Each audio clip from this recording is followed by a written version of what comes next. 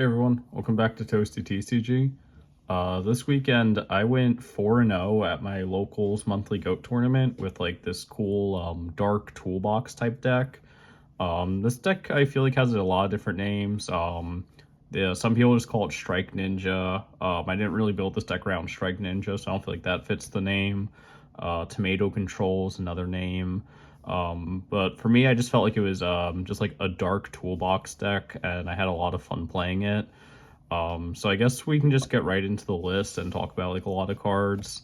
So I guess like let's just get the obvious stuff out of the way. Of course, like you have Ring, Mirror Force, Double Knock, Trinity, MST, Heavy, Snatch Steal, Breaker, and a Tribe. It's pretty much all just like the obvious stuff that you play because you're playing GOAT. For the monsters, we got 3 Mystic Tomato. Let's just like get into like there's like a couple cards you get in with off your Mystic Tomato. Nothing crazy. It's just so you can get into like all your like other stuff, and it's just like a good block. Just like sit there. Sometimes people don't want to attack the Mystic Tomato. Sometimes you can just like set it. Someone will like run it over, and just like it just gets you there. Card's very nice. Then I guess we'll get the Strike Ninjas out of the way. For anyone that's not familiar with this card, it has a quick effect where you can banish any 2 darks from your grave to banish Strike Ninja until end of turn. And this is a quick effect, so it gives you like a lot of flexibility in when you use it. You can use it in response, like you like attack with him, force out like if they like Mirror Force, Sakuretsu, you can Chain Ninja, banish, comes back in. So they like it turns like their battle traps into like a remove Strike Ninja for the turn. It makes it so like your opponent can't Snatch Steal it. There's just like a lot of really cool application with this card. And you're just like playing a lot of darks, so like you have Tomato to like cycle through your deck. You have like a lot of other darks in the deck that I'll show. But this card, overperformer, it was really good like all day. Next up, 3 Spirit Reaper. This card is probably the MVP of the whole deck. So this whole deck is just like about like just picking apart your opponent's board and then just slowly accumulating Spirit Reapers to just hit. Like I think 2 of my opponents I hit with 2 Spirit Reapers in a turn, just ripped apart their hand after I like broke through their monsters. And it was just like what do you do at that point? Like you just lost your board, and now it's like I'm also gonna rip 2 cards out of your hand. This card's just so good, and then like it can't be destroyed by battle, so you can wall up with it too. Like my last round was against like a zombie aggro deck, and at one point I just sat on like 2 Spirit Reapers for a few turns. It just drew me into everything I needed to like push apart their board and then just kill them over the course of the next few turns. So yeah, 3 Spirit Reaper, absolutely amazing. Next up is 2 Spies. Not much to say about it, just it's a 2000 defense, it's a dark, good card. Triple Dekoichi, pretty much just the same thing, just like a little value engine, flip effect. A lot of my flip effects today, they got hit with Nobleman. Like, I think I resolved like 1 Dekoichi all day. Just kept getting hit with Nox all day. So I didn't really see these too much. Most of the time they were just getting removed with Nobleman. Then for there's actually some like non-darks in here. I guess we'll talk about that last. Next up's Newdoria. This is just something you can float into with Mystic Tomato, and there's also just gets destroyed a battle, just breaks something. So this card's pretty cool. 2 Tribute, playing 1 Blowback Dragon, 1 Jinzo. I feel like these were the underperformers of the deck. I don't think I saw Blowback all day. Jinzo I saw like once or twice, and it was okay. I cited these out like a lot of the time. I didn't really like them too much. Maybe like in the future I'll side Jinzo, but I don't think I would see myself main decking these cards going forward. Next up is a Sangan. This probably just should be in the obvious GOAT card pile. MVP of every deck I build, Donzalug. It's Donzalug. He's just goated. Like someone commented on one of my videos in the past is Donzalug is simply goated. Kaiku, again, just it's basically Donzalug with 400 more attack. The guy is simply goated. Just hit your opponent, banish some cards out of their grave. Love him. And then finally, Exiled Force. There's like a little warrior package in here, so I threw like a Rhoda in here, which we'll talk about. So I figured, why not play an Exiled? For spells and traps, there's only one Rhoda. I'm only playing the Exiled Force, Donzalug, and the 2 Strike Ninjas, so I didn't feel like it was necessary to play the second one.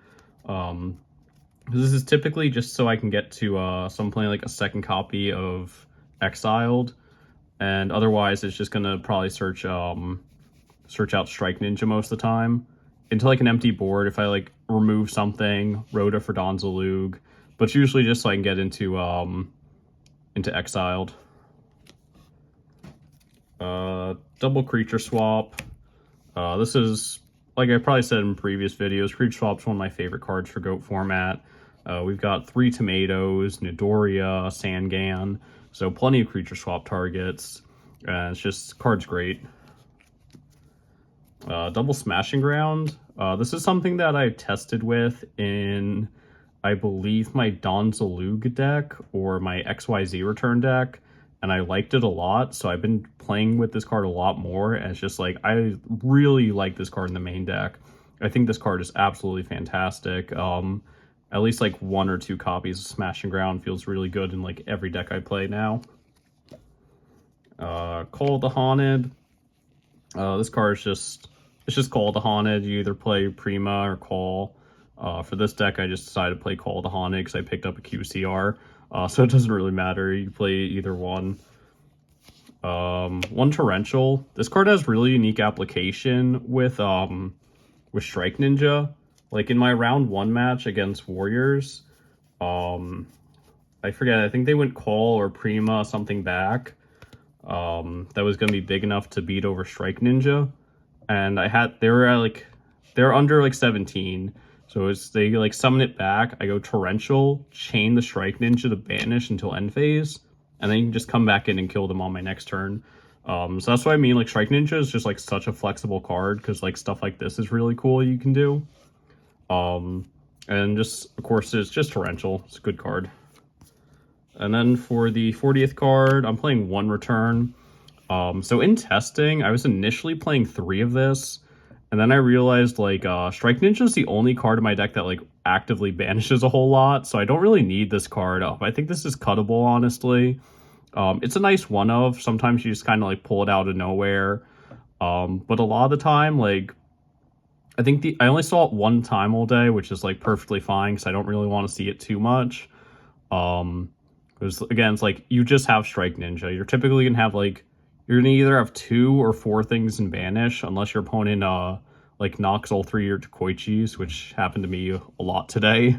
But it was, like, I don't know. I don't have, like, an opinion on this card. Like, the one time I saw it, my opponent had Judgment.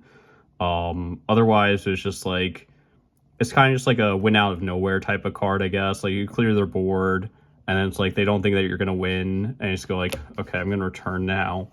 Or you can also just use return defensively, and then if they do attack, it's going to refill your grave for Strike Ninja. So I guess that's cool.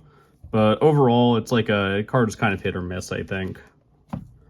For the side deck, I played 1 Asura Priest.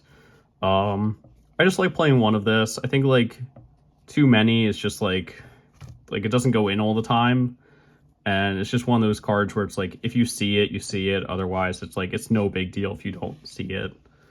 1 Swords. This card just always feels like a 3-turn time walk. If you play against like an aggro deck and they can't out it, it's just like, and just sitting there. I really like Swords in Go. I think the card's fantastic. Double Soul Release.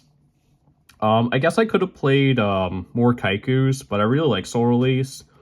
Round 3 I played against like a GOAT control deck, and Soul Release put in a lot of work into games 2 and 3 for me. So I think this card was like really strong when I did see it today. Double Mind Control. I don't say about this card. It's just Mind Control. Play against flip decks. The Double Dust Tornado. I could have played a third, but decided not to. Just good against, just like back row burn. I usually like to side these in when I go first too. Most time just like side them in for going first. Just hit like back row, I guess, and it's just Dust Tornado. Triple Trap Dust Shoot. So there's a theory that I mentioned a while back where it's like, I'd rather their side deck Dust Shoots for when I go first than main deck them, and then have that like 50-50 time where it's like I see them and they're bad, or I see them and they're good, versus I just side them when I go first and they're just good 100% of the time.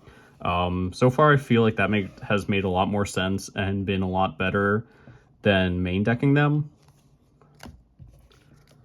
Double Zing Zenhu. I'm just a big advocate of this card. I like this card a lot. A lot of the time that I see it, and like if this card resolves, it's just so good. I'm definitely a big fan of this. And then finally, I'm playing 2 Sakuretsu Armor. It's pretty much just playing like extra copies of Smashing Ground, I guess. These could really be anything. You could just play like a third Smashing Ground and one Saku if you want, or vice versa, whatever your like preference that you have. Either way, it's just a good card.